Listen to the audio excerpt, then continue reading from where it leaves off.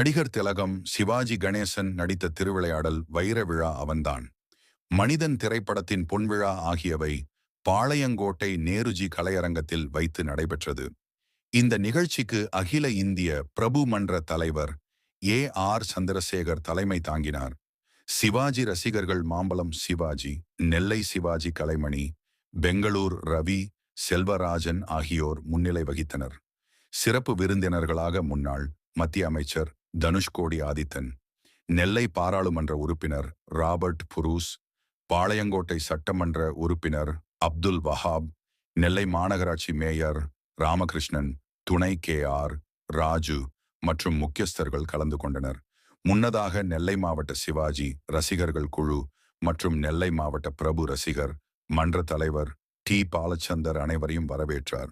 தொடர்ந்து சிவாஜி உருவப்படத்திற்கு மாலை அணிவித்து மரியாதை செலுத்தப்பட்டது. அதனைத் தொடர்ந்து சிவாஜி ரசிகர்கள் கொண்டாட்டத்தில் ஈடுபட்டனர்.